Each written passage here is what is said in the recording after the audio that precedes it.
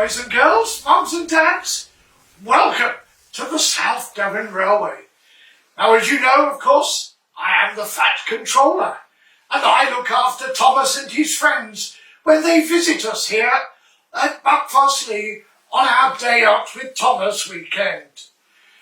Unfortunately, as you are all aware, Thomas, like all of us, has to stay at home, and Thomas currently is still in Sodor. But I'm sure you are aware, this year is a very special year for Thomas. It's his birthday, and we would be celebrating it here at Buckfastleigh, and I'm hoping that you might be able to join in with me at the end of our reading of some of Thomas's stories to you. Now, I'm sure, like Thomas, you are meeting up with your friends, your grandparents, via video or social media. And I'm sure Thomas is watching us right now. Are you there, Thomas? Hello, Thomas. Hello, boys and girls, mums and dads. I hope you're all sitting comfortably. Now we're going to read you one of Thomas's very early stories. And this one is called Thomas's Train. Thomas often grumbled because he was not allowed to pull a passenger train. The other engines laughed. "Oh, you're too impatient," they said. "You'd be sure to leave something behind." "Rubbish," said Thomas crossly. "You just wait. I'll show you." One night, he and Henry were alone. Henry was ill. The men worked hard, but he didn't get any better. Now, Henry usually pulled the first train in the morning, and Thomas had to get his coaches ready. If Henry is ill, he thought, perhaps I will pull the train. Thomas ran along to go and find the coaches. Come along, he fussed. There's plenty of time, grumbled the coaches. He took them to the platform, and he wanted to run round in front at once, but his driver wouldn't let him. "Don't be impatient, Thomas," he said. So Thomas waited and waited. What did he do, boys and girls? He waited and waited. The people got in. The guard, the station master walked up and down as he does. The porters banged all the doors, and still Henry didn't come. Thomas got more and more excited every minute.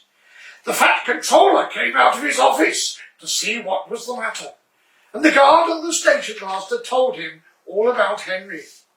"Don't find another engine," he ordered. "There's only Thomas," they said. "Well, he'll have to do then. Thomas, come along, be quick now." So Thomas ran round to the front and back down onto the coaches ready to start. "Don't be impatient," said the driver. "Wait till everything is ready."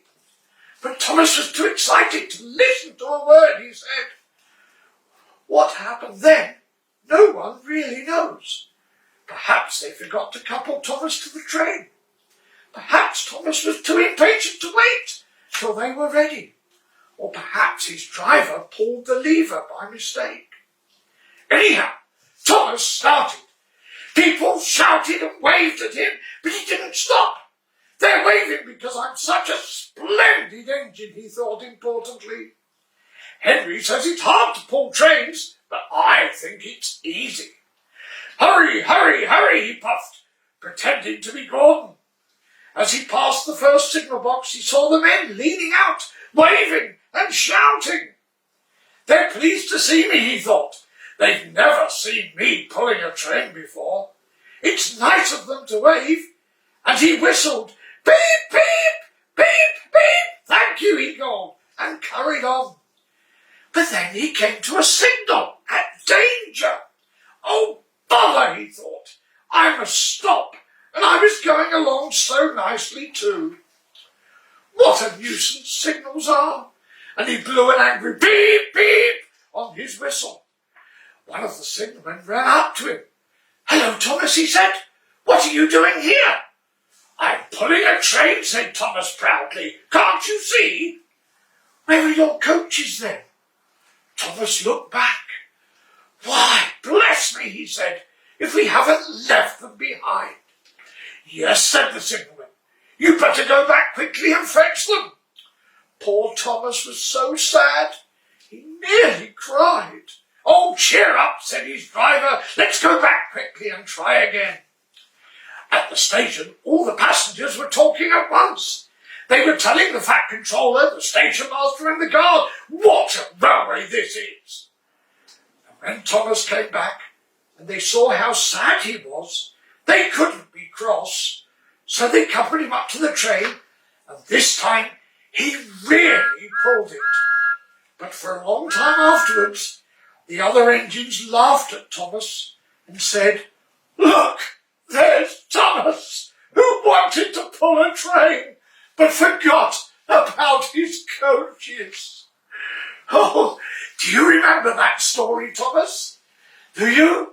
That was one of your first adventures with pulling coaches.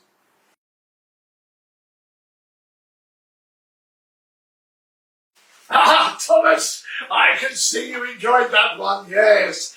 Now, boys and girls, this is another story, this time about Thomas and his trucks.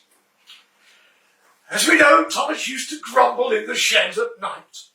I'm tired of pushing coaches, he said. I want to see the world. The others didn't take much notice, for Thomas was a little engine with a very long tongue. But one night, Edward came to the shed. He was a kind little engine and felt sorry for Thomas. I've got some trucks to take home tomorrow, he told him. If you take them instead, I'll push your coaches into the yard. Oh, thank you, said Thomas. That will be nice. So they asked their drivers the next morning, and when they'd all said yes, Thomas ran happily off to find the trucks.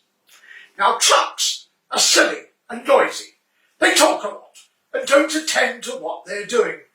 They don't listen to their engine, and when he stops, they bump into each other, screaming, oh, oh, oh, oh, oh, whatever is happening. And I'm sorry to say, they play tricks on an engine who is not used to them. Edward knew all about his trucks. He warned Thomas to be careful, but Thomas was too excited to listen. The shunter fastened the coupling, and when the signal dropped, Thomas was ready. The guard blew his whistle. Beep, beep. Answered Thomas with his whistle, and he started off. But the trucks weren't ready. Oh, oh, oh, oh, they stripped, their couplings tightened. Wait, Thomas, wait! But Thomas couldn't wait. Come on, he puffed. And the trucks rumbled slowly out of their siding onto the main line. Thomas was happy. Come along, he puffed. All right, don't fuss. All right, don't fuss, grumbled the trucks. They clattered through the stations and rumbled over the bridges. Thomas whistled, peep, peep. What did he do, boys and girls? How was his whistle? Peep, peep. And they rushed through the tunnel into which Henry had been shut up. Then they came to the top of the hill where Gordon had stuck. Steady now, steady, warned the driver, and he shut off the steam and began to put on the brakes. We're stopping, called Thomas. No, answered the trucks, and they all bumped into each other. Go on, and before his driver could stop them, they pushed Thomas down the hill and were rattling and laughing behind him. Poor old Thomas tried hard to stop them from making him go so fast. Stop pushing, he hissed. But the trucks would not stop. Go on, they giggled in their silly way. He was glad when they got to the bottom. Then he saw in front the place where he had to stop. Oh dear, what shall I do? They rattled through the station, and luckily the line was clear as they swerved into the goods yard. Oh, great! rails. I must stop! And he shut his eyes tight. When he opened them, he saw that he had stopped, just in front of the buffers. And there, watching him, was the Fat Controller. "What are you doing here, Thomas?" he asked sternly. "I bought Edward's trucks," Thomas answered. "Why did you come in so fast?" "I didn't mean to. I was pushed," said Thomas sadly. "Haven't you pulled trucks before?" "No." "Then you've an awful lot to learn about trucks, little Thomas. They are silly things, and they must be kept in their place. After pushing them about here for a few weeks, you'll know almost as much about them as Edward does. Then, of course, you really will be a useful engine."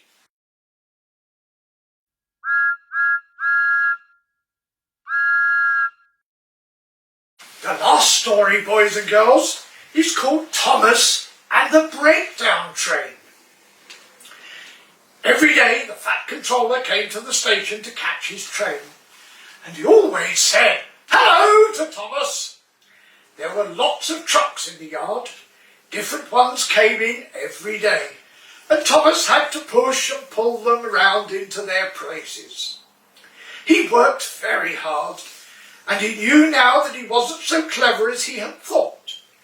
Besides, the Fat Controller had been very kind to him, and he wanted to learn all about the trucks so he could really be a really useful engine. But on a siding by themselves were some trucks that Thomas was told he mustn't touch. There was a small coach, some flat trucks, and two queer things his driver called the cranes. "That's the breakdown train," he said. "When there's an accident, the workmen get into the coach. The engine then takes them quickly to help the hurt people and to clear and mend the line. The cranes were for lifting heavy things like engines, coaches or trucks." One day, Thomas was in the yard when he heard an engine whistle. "Help! Help!" And a goods train came rushing through much too fast. The engine, a new one called James, was frightened. His brake blocks were on fire, and smoke and sparks steamed out on each side. They're pushing me," he panted. On, laughed the trucks, and still whistling, "Help! Help!" Poor James disappeared under a bridge. "I'd like to teach those trucks a lesson," said Thomas the Tank Engine. Presently, a bell rang in the signal box, and a man came running. "James is off the line! The breakdown train is needed! Quickly!" he shouted. So Thomas was coupled on, the workmen jumped into the coach, and off they went. Thomas worked his hardest. "Hurry, hurry, hurry," he puffed as his dying red tongue, and he was pretending to be like Gordon, and he really meant it. "Bother those trucks and their tricks," he thought. "I hope poor James isn't hurt." They found James and the trucks at a bend in the line. The brake van and the last few trucks were on the rails, but the front ones were all piled in a heap. James was in a field with a cow looking at him, and his driver and fireman were feeling him all over to see if he was hurt. "Never mind, James," they said, "it wasn't your fault. It was those wooden brakes they gave you.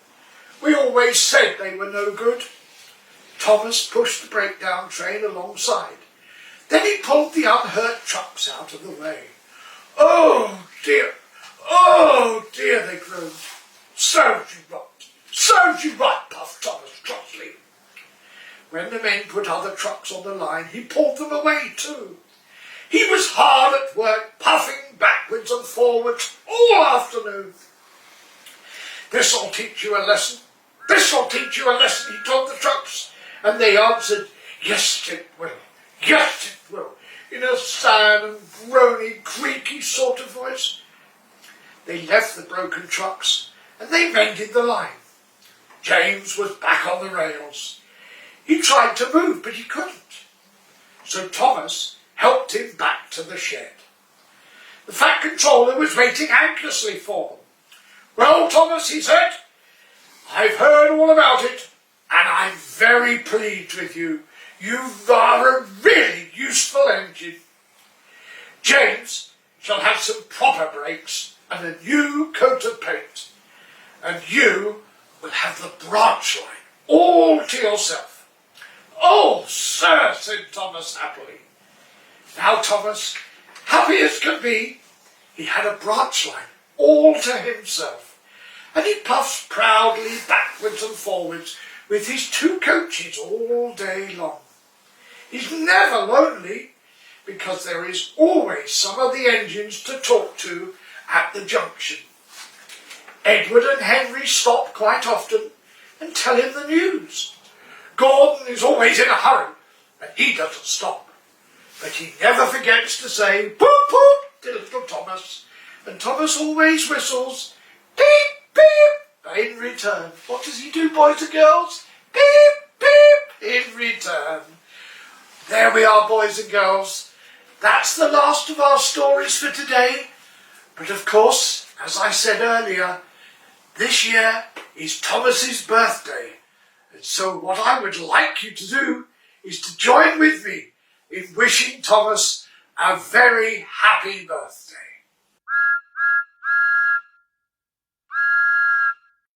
Let's all join together and wish Thomas a very happy birthday with his cold cake. All together after 3. 1, 2, 3. Happy birthday to you. Happy birthday to you. Happy birthday, dear Thomas. Happy birthday to you.